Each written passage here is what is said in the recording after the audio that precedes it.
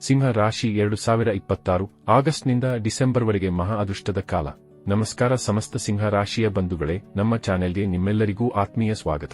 ಆ ಸೂರ್ಯದೇವನ ತೇಜಸ್ಸು ಮತ್ತು ಮಹಾದೇವನ ಕೃಪೆ ನಿಮ್ಮ ಮೇಲೆ ಸದಾ ಇರಲಿ ಎಂದು ಪ್ರಾರ್ಥಿಸುತ್ತಾ ಇವತ್ತಿನ ಈ ವಿಶೇಷ ವಿಡಿಯೋವನ್ನು ಆರಂಭಿಸೋಣ. ಕಾಮೆಂಟ್ ಬಾಕ್ಸ್ನಲ್ಲಿ ಮರೆಯದೆ ಹರ ಹರ ಮಹಾದೇವ ಎಂದು ಬರೆಯಿರಿ. ಸ್ನೇಹಿತರೆ, 2026ನೇ ವರ್ಷದ ಅರ್ಧ ಭಾಗ ಈಗಾಗಲೇ ಕಳೆದು ಹೋಗಿದೆ. ಸಿಂಹ ರಾಶಿಯವರ ಪಾಲಿಗೆ ಕಳೆದ 6-7 ತಿಂಗಳುಗಳು 10 ಹಲವು ಸವಾಲುಗಳನ್ನು ತಂದಿರಬಹುದು. ಆದರೆ ಈಗ ಉಳಿದಿರುವ 4-5 ತಿಂಗಳುಗಳು, ಅಂದರೆ ಜುಲೈ ಅಂತ್ಯದಿಂದ ಆರಂಭವಾಗಿ ಆಗಸ್ಟ್, ಸೆಪ್ಟೆಂಬರ್, ಅಕ್ಟೋಬರ್, ನವೆಂಬರ್ ಮತ್ತು ಡಿಸೆಂಬರ್, ಈ 5-6 ತಿಂಗಳುಗಳು ನಿಮ್ಮ ಜೀವನದ ಟರ್ನಿಂಗ್ ಪಾಯಿಂಟ್ ಆಗಲಿವೆ. ಇವತ್ತಿನ ಈ ವಿಡಿಯೋದಲ್ಲಿ ನಾವು ನಿಮ್ಮ ರಾಶಿಯ ಅಧಿಪತಿ ಸೂರ್ಯನ ಸಂಚಾರ, ಶನಿಯ ವಕ್ರಗತಿ, ದೇವಗುರು ಬೃಹಸ್ಪತಿಯ ಆಗಮನ ಮತ್ತು ರಾಹುಕೇತುಗಳ ಬದಲಾವಣೆಯ ಬಗ್ಗೆ ಎಳೆಯಾಗಿ ವಿಶ್ಲೇಷಣೆ ಮಾಡೋಣ. ಈ ವಿಡಿಯೋವನ್ನು ಪೂರ್ತಿಯಾಗಿ ನೋಡಿ, ಯಾಕಂದ್ರೆ ಈ ಮಾಹಿತಿಯು ನಿಮ್ಮ ಭವಿಷ್ಯದ ದೊಡ್ಡ ನಿರ್ಧಾರಗಳನ್ನು ತೆಗೆದುಕೊಳ್ಳಲು ಸಹಾಯ ಮಾಡುತ್ತದೆ. ನಿಮ್ಮ ಜೀವನದಲ್ಲಿಯೂ ಏನಾದರೂ ಸಮಸ್ಯೆಗಳು ನಿರಂತರವಾಗಿ ನಿಮ್ಮನ್ನ ಬಾಧಿಸುತ್ತಲಿದ್ದರೆ ಈ ಕೂಡಲೇ ಸ್ಕ್ರೀನ್ ಮೇಲೆ ಕಾಣ್ತಿರುವ ನಮ್ಮ ಗುರೂಜಿ ನಂಬರ್ಗೆ ಕರೆ ಮಾಡಿ ಶೀಘ್ರವೇ ಶಾಶ್ವತ ಪರಿಹಾರ ಕಂಡುಕೊಳ್ಳಿ. ಶನಿಯ ವಕ್ರಗತಿ ಮತ್ತು ಅಷ್ಟಮ ಶನಿಯ ಪ್ರಭಾವ. ಸಿಂಹ ರಾಶಿಯವರಿಗೆ ಪ್ರಸ್ತುತ ಶನಿದೇವನು 8ನೇ ಮನೆಯಲ್ಲಿ, ಅಂದರೆ ಮೀನ ರಾಶಿಯಲ್ಲಿದ್ದಾನೆ. ಜುಲೈ 26, 2026 ರಂದು ಶನಿದೇವನು ವಕ್ರಗತಿಯಲ್ಲಿ ಚಲಿಸಲಿದ್ದಾನೆ. ಸಿಂಹ ರಾಶಿಯವರಿಗೆ ಇದು ಅಷ್ಟಮ ಶನಿಯ ಕಾಲವಾದ್ದರಿಂದ ನೀವು ಸ್ವಲ್ಪ ಜಾಗರೂಕರಾಗಿರಬೇಕು. ಆದರೆ ಒಂದು ವಿಶೇಷವೇನೆಂದರೆ, ಶನಿಯು ವಕ್ರನಾದಾಗ ಅವನು ತನ್ನ ಹಿಂದಿನ ಮನೆಗೆ, ಅಂದರೆ ನಿಮ್ಮ 7ನೇ ಮನೆಗೆ ಸಪ್ತಮ ಭಾವ ಶಕ್ತಿಯನ್ನು ನೀಡುತ್ತಾನೆ. ಇದರಿಂದಾಗಿ ನಿಮ್ಮ ಪಾಲುದಾರಿಕೆ ಅಥವಾ ವ್ಯವಹಾರದಲ್ಲಿ ಇದ್ದ ಅಡೆತಡೆಗಳು ದೂರವಾಗಲಿವೆ. ಇಲ್ಲಿಯವರೆಗೆ ನಿಮ್ಮ ಹತ್ತಿರದವರೇ ನಿಮ್ಮನ್ನು ದೂರ ಮಾಡಿರಬಹುದು ಅಥವಾ ಮಾನಸಿಕ ಒತ್ತಡ ನೀಡುತ್ತಿರಬಹುದು. ಆದರೆ ಜುಲೈ 26ರ ನಂತರ ಈ ಪರಿಸ್ಥಿತಿಯಲ್ಲಿ ಸುಧಾರಣೆ ಕಂಡುಬರುತ್ತದೆ.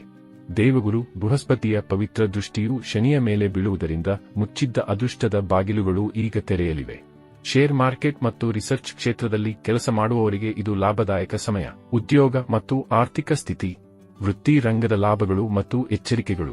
ಬಂಧುಗಳೇ, ಈಗ ನಿಮ್ಮ ಕೆಲಸದ ಬಗ್ಗೆ ಮಾತಾಡೋಣ. ಸಿಂಹ ರಾಶಿಯವರು ನೈಸರ್ಗಿಕವಾಗಿಯೇ ಲೀಡರ್ಗಳು. ವೃತ್ತಿ ಕ್ಷೇತ್ರದಲ್ಲಿ ಬದಲಾವಣೆ. ಜುಲೈ 26ರಿಂದ ಅಕ್ಟೋಬರ್ 31ರವರೆಗೆ ನೀವು ಬಹಳ ಜಾಗರೂಕತೆಯಿಂದ ಇರಬೇಕು.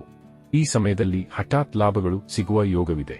ನೀವು ಪೊಲೀಸ್, ಸೇನೆ ಅಥವಾ ಸರ್ಜನ್ ಆಗಿದ್ದರೆ ನಿಮ್ಮ ಕೆಲಸದಲ್ಲಿ ಒಂದು ದೊಡ್ಡ ಜವಾಬ್ದಾರಿ ಸಿಗಲಿದೆ. ಹಣಕಾಸು, ಧನ ಸ್ಥಾನದ ಮೇಲೆ ಗುರುವಿನ ದೃಷ್ಟಿ ಇರುವುದರಿಂದ ಆರ್ಥಿಕ ಸ್ಥಿತಿ ಸುಧಾರಿಸುತ್ತದೆ. ಹಳೆಯ ಸಾಲಗಳು ತೀರುವ ಲಕ್ಷಣಗಳಿವೆ. ಆದರೆ ಶನಿ 8ನೇ ಮನೆಯಲ್ಲಿ ಇರುವುದರಿಂದ ಹೂಡಿಕೆ ಮಾಡುವಾಗ 100 ಬಾರಿ ಯೋಚಿಸಿ. ಅಂತಾರಾಷ್ಟ್ರೀಯ ವ್ಯಾಪಾರ ಅಥವಾ ಸೋಷಿಯಲ್ ಮೀಡಿಯಾ ಮೂಲಕ ಹಣ ಗಳಿಸಲು ಇದು ಒಳ್ಳೆಯ ಸಮಯ. ಅಕ್ಟೋಬರ್ 31 ಮಹಾವರದಾನ. ಗುರು ನಿಮ್ಮ ರಾಶಿಗೆ. ಸಿಂಹ ರಾಶಿಯವರೇ, ಈ ವಿಡಿಯೋದ ಅತ್ಯಂತ ಪ್ರಮುಖ ಭಾಗ ಇಲ್ಲಿದೆ.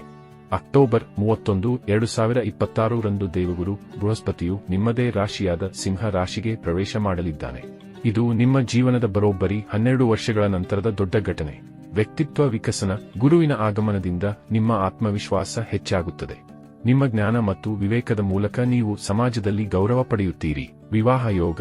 ಯಾರು ಬಹಳ ದಿನಗಳಿಂದ ಮದುವೆಗಾಗಿ ಕಾಯುತ್ತಿದ್ದರೋ ಅವರಿಗೆ ಅಕ್ಟೋಬರ್ 31ರ ನಂತರ ಕಂಕಣ ಬಲ ಕೂಡಿ ಬರಲಿದೆ. ಸಂತಾನ ಯೋಗ. ದಂಪತಿಗಳಿಗೆ ಸಂತಾನ ಸುಖ ಸಿಗುವ ಸಾಧ್ಯತೆ ಹೆಚ್ಚಿದೆ.